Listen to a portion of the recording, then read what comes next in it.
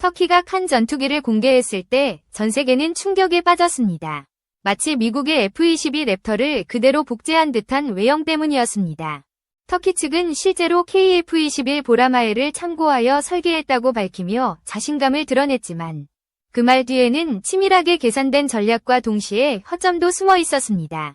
왜냐하면 한국이 KF-21 시제기를 세상에 공개하기까지 무려 6년이라는 긴 시간이 걸린 반면 터키는 불과 3년 만에 시제기를 내놓았기 때문입니다. 이 극적인 시간차는 곧 전 세계 언론의 관심을 터키로 집중시키는 데 성공했습니다. 하지만 막상 뚜껑을 열어본 순간 상황은 정반대로 흘러갔습니다. KF-21은 이미 1200회가 넘는 시험 비행을 소화하며 안정성을 입증했지만 터키의 칸 전투기는 단 한 번의 시험 비행에 그친 상태였습니다.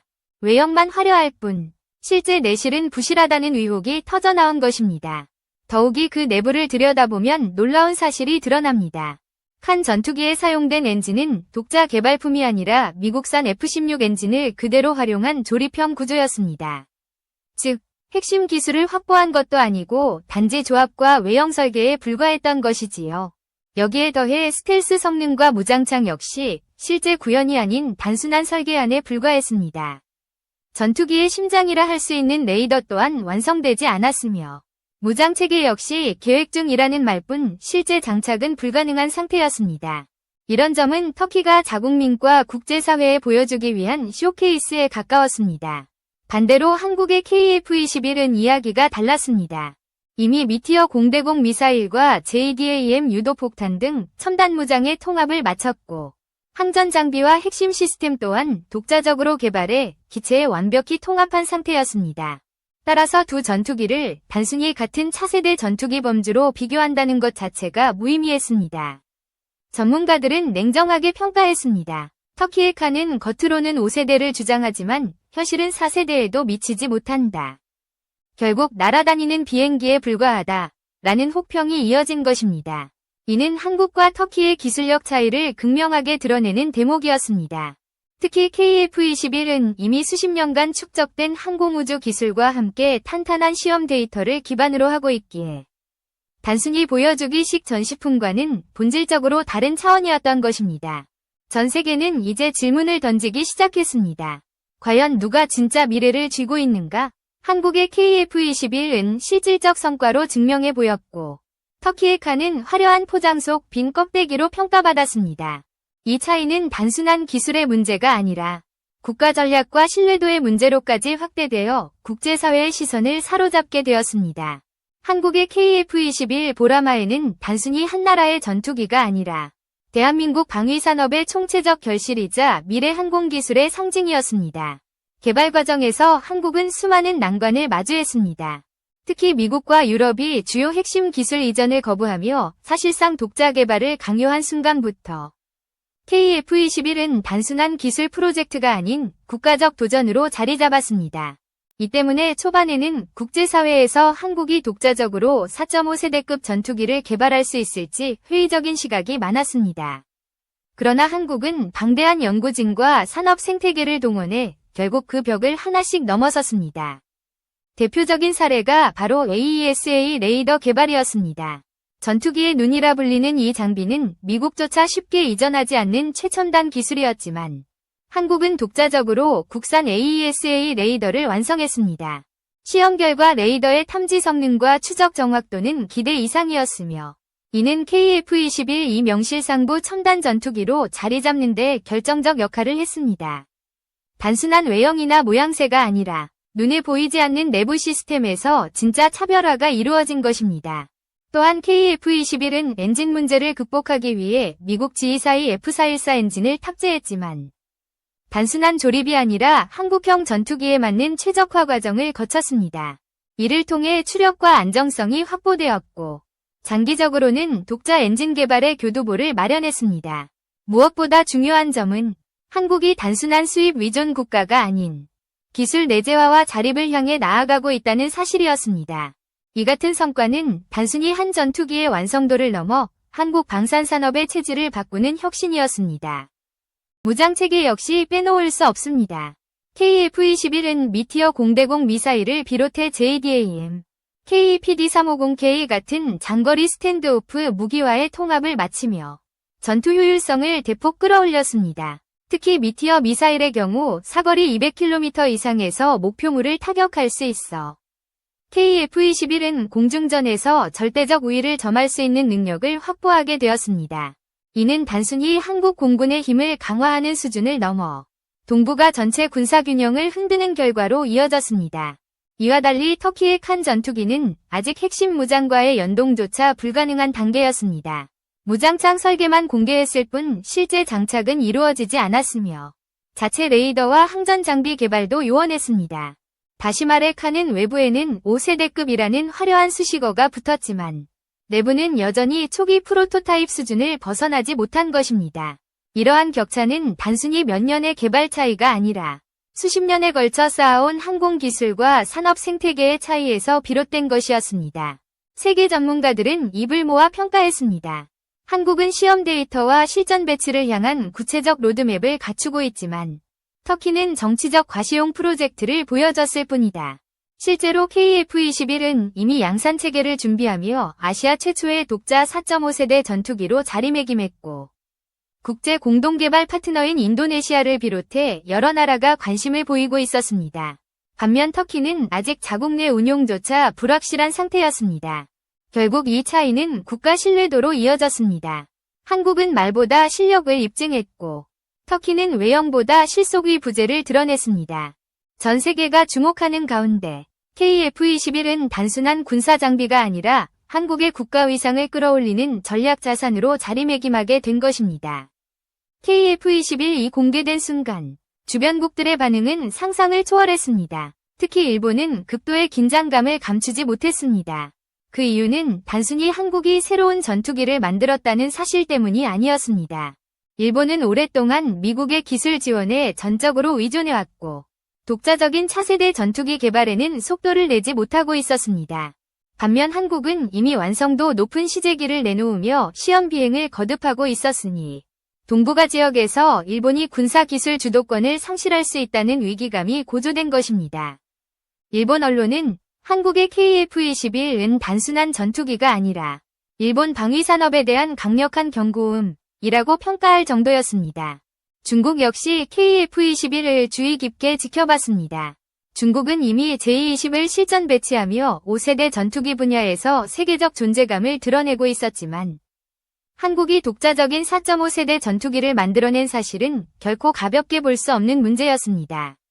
왜냐하면 한국의 기술력은 단순한 모방이 아니라 서구식 항공 기술을 뛰어넘는 자립적 성과였기 때문입니다. 특히 한국이 AESA 레이더와 첨단 전자전 장비를 독자 개발한 사실은 중국 입장에서도 위협으로 다가왔습니다. 이는 단순히 전투기의 성능 문제가 아니라 한국이 전자전과 레이더 기술에서 강력한 경쟁자로 부상했음을 의미했습니다. 한편 미국의 반응은 미묘했습니다. 미국은 KF-21의 개발 과정에서 엔진을 공급하며 사실상 협력 관계를 유지했지만 동시에 한국이 독자적인 전투기를 완성한 것에 대해 경계심을 가질 수밖에 없었습니다. 미국 입장에서 한국은 오랜 동맹이자 군수품 주요 구매국이지만 이제는 잠재적인 경쟁자가 될 수도 있었기 때문입니다. 특히 KF-21이 수출 시장에서 F-35와 경쟁할 가능성이 제기되면서 미국 방산업계는 긴장할 수밖에 없었습니다. 그러나 동시에 미국 정부는 한국의 성과를 공식적으로 축하하며 동맹국의 기술 발전을 긍정적으로 평가하는 모습을 보였습니다. 이는 동맹과 경쟁이라는 두 가지 복잡한 요소가 교차하는 외교적 반응이었습니다. 인도네시아의 태도도 주목할 만했습니다. KF-21의 공동 개발 파트너로 참여한 인도네시아는 초기에는 분담금 지급 문제로 갈등을 빚었지만 실제 시제기가 공개되자 태도를 바꾸기 시작했습니다. 이 프로젝트는 반드시 완성될 가치가 있다라는 입장을 표명하며 다시 협력 의지를 보인 것입니다. 이는 KF-21이 단순한 한국의 무기체계가 아니라 글로벌 공동개발 모델로 확장될 가능성을 보여주는 사례였습니다. 더 나아가 필리핀, 말레이시아, 콜롬비아 등 여러 국가들이 KF-21 도입에 관심을 보이며 새로운 시장의 문이 열리기 시작했습니다. 유럽의 시각 또한 흥미로웠습니다. 유럽 각국은 자체적으로 6세대 전투기 개발을 추진하고 있었지만 한국의 KF-21 이 단기간에 높은 완성도를 보여주자 놀라움을 감추지 못했습니다. 특히 독일과 프랑스 일부 전문가들은 KF-21은 유럽의 항공기 개발에도 자극제가 될 수 있다고 평가했습니다.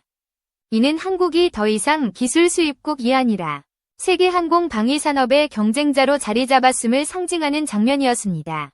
이처럼 KF-21은 등장과 동시에 전 세계에 파장을 일으켰습니다.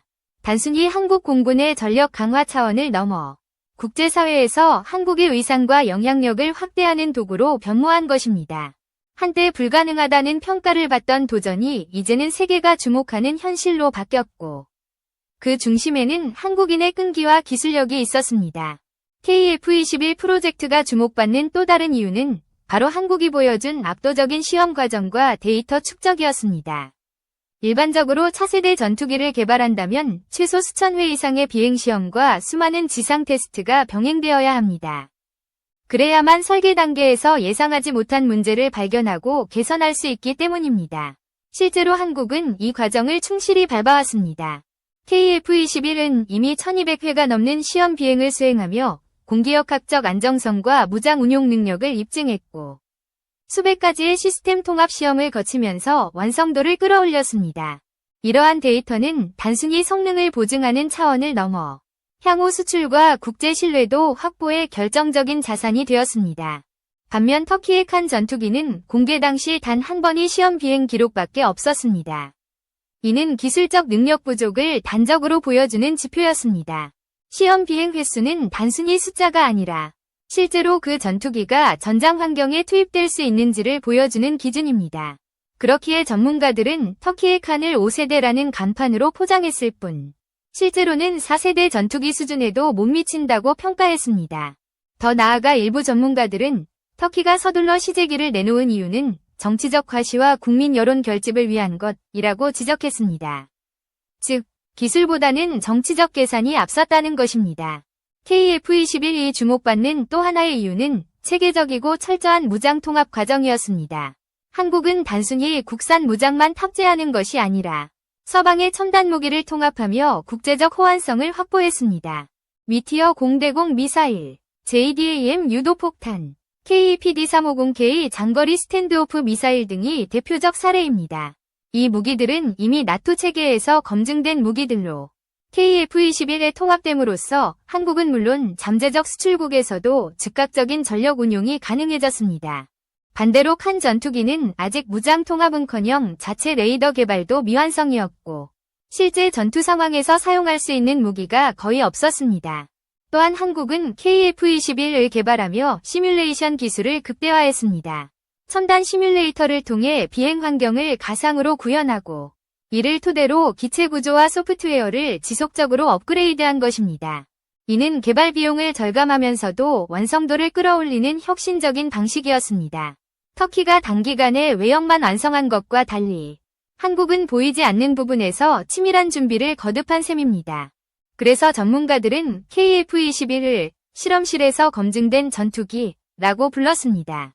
무엇보다도 중요한 점은 한국이 독자적으로 구축한 방산 생태계였습니다. 엔진, 레이더, 항전 장비, 무장 등 핵심 기술을 점차 내재화하면서 한국은 수입 조립국에서 기술 자립국으로 전환했습니다. 이 같은 변화를 통해 KF-21은 단순한 전투기가 아닌 한국 방위산업의 체질 개선을 상징하는 프로젝트로 자리매김했습니다. 즉, KF-21은 비행기 하나가 아니라 한국 산업 전반의 도약을 의미하는 것이었습니다. 이러한 차이는 국제시장에서도 빠르게 드러났습니다. KF-21이 시험 데이터를 바탕으로 신뢰를 얻자 동남아시아와 중동 국가들이 큰 관심을 보였습니다. 반면 터키의 칸은 화려한 발표 직후 곧바로 신뢰성 논란에 휩싸이며 수출 가능성이 크게 낮아졌습니다. 이는 두 나라가 보여준 접근 방식의 차이를 극명하게 드러내는 사례였고, 동시에 한국이 방산 수출 강국으로 부상하는 계기가 되었습니다. KF-21 개발 과정에서 특히 주목할 만한 부분은 국제협력과 외교적 파급력이었습니다. 한국은 전투기를 단순히 자국 방위력 강화에 그치지 않고 동맹과 파트너 국가들과 함께 새로운 시장을 열어나가는 전략을 택했습니다. 대표적으로 인도네시아와의 공동개발 사례가 있습니다. 초기에는 분담금 미지급 문제로 갈등을 겪었지만 KF-21 시제기가 실제로 공개되고 시험 비행이 진행되자 인도네시아 내부에서도 재평가가 이루어졌습니다. 한국이 진짜 해냈다 라는 인식이 확산되면서 프로젝트에 대한 참여 의지가 다시 강화된 것입니다. 이는 KF-21이 단순한 기술 성과를 넘어 외교적 신뢰를 회복하는 촉매제가 되었음을 보여줍니다. 더 나아가 KF-21은 잠재적인 수출 시장에서도 매력적인 카드로 떠올랐습니다. 동남아시아 여러 국가들은 기존의 미국산 F-16이나 러시아산 Su-30 같은 기체를 운용하고 있었지만 노후화 문제와 부품 공급 문제로 어려움을 겪고 있었습니다. KF-21은 이들 국가의 새로운 대안으로 떠오르며 합리적인 가격과 첨단 성능을 동시에 제공할 수 있는 기종으로 주목받았습니다. 특히 KF-21이 미티어 미사일 같은 서방 무기를 운용할 수 있다는 점은 나토 체계와 호환성을 중시하는 국가들에게 큰 장점으로 작용했습니다. 중동 국가들의 반응도 흥미로웠습니다. 사우디아라비아와 아랍에미리트는 이미 한국 방산 제품에 관심을 보여온 국가들이었는데 KF-21이 등장하자 본격적인 도입 논의 가능성까지 언급되기 시작했습니다. 이는 한국 방위산업이 단순한 무기 공급을 넘어 전략적 파트너십으로 확장될 수 있는 길을 열어주었습니다. 실제로 한국은 K9 자주포, 천공이 미사일 체계 등으로 이미 중동 시장에서 성공을 거두고 있었고 KF-21은 이러한 성공 사례를 항공 분야까지 확대할 수 있는 무기였습니다. 유럽 또한 KF-21을 주목했습니다. 비록 유럽은 자체 6세대 전투기 개발 프로젝트를 추진 중이지만 한국의 짧은 개발 기간과 높은 완성도는 경각심을 불러일으켰습니다. 특히 일부 유럽 국가들은 한국이 이렇게 빠르게 성과를 내는 것은 우리에게도 새로운 협력 기회가 될 수 있다 라고 평가했습니다.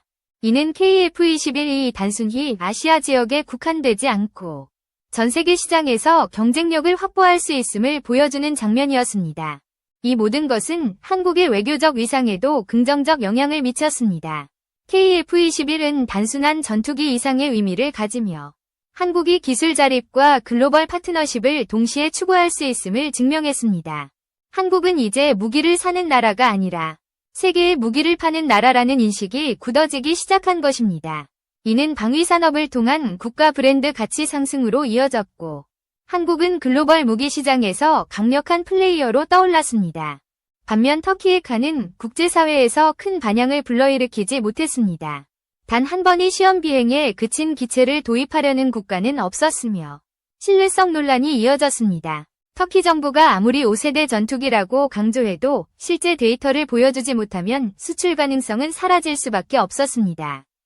결과적으로 한국은 기술력과 신뢰도를 기반으로 시장을 열어가고 있었고 터키는 정치적 과시에 그친 채 국제무대에서 고립되는 양상이 드러났습니다.